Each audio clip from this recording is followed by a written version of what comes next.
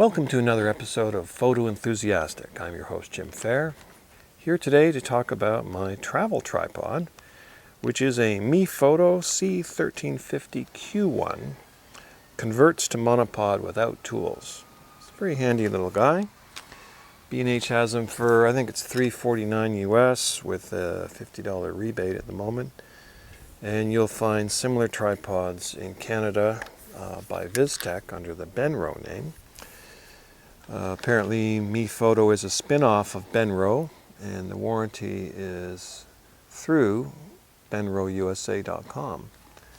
So it's got a 3-year warranty, 5 years if you register the product when you purchase it. And it's easily convertible to a monopod. All you have to do is take the cap off the base of the column here, the center column.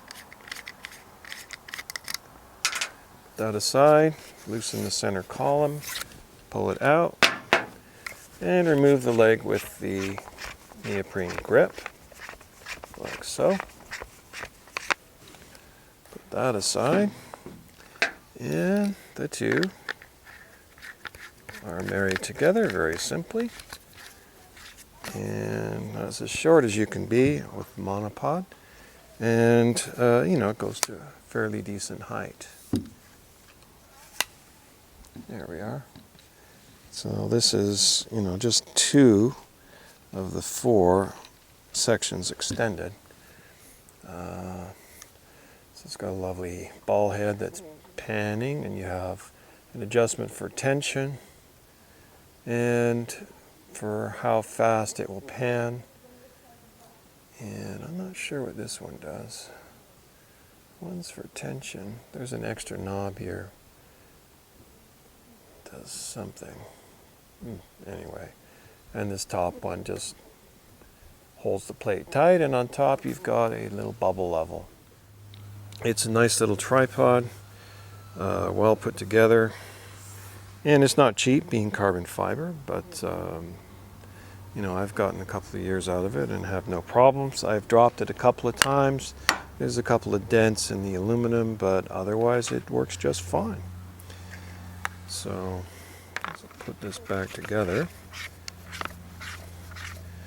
Now the legs have this little push-out adjustment, so you can allow the legs to go very low or even up in the sky. Though why you'd want to do that is a bit of a mystery. So you could, put the tripod over a manhole cover or something, I don't know.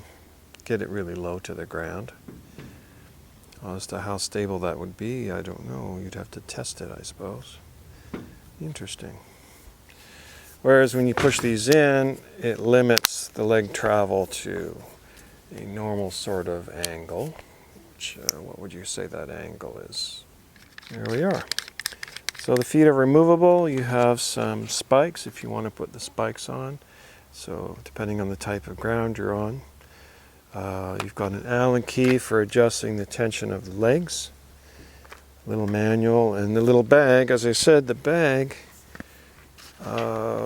once you got the tripod out of the bag, it won't fit back in while it's assembled. You have to flip the column around to get it in the bag, or just take it off, which I feel makes the bag pretty much useless. I mean, it's okay while you're getting to your location, but once you're using the tripod, you don't want it to be disassembled when you're reaching into the bag to make use of it, right? You want it to actually work. So that's the only downside, I would say. That and the fact, these tensioners sometimes feel a little loose.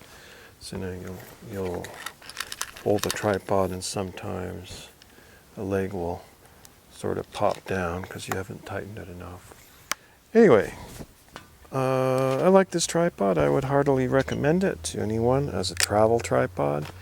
For studio work, I would recommend something heavier, or if you have a great big rig like the 5D Mark III or 4 or any full-frame DSLR. That's all I have to say. Fade out.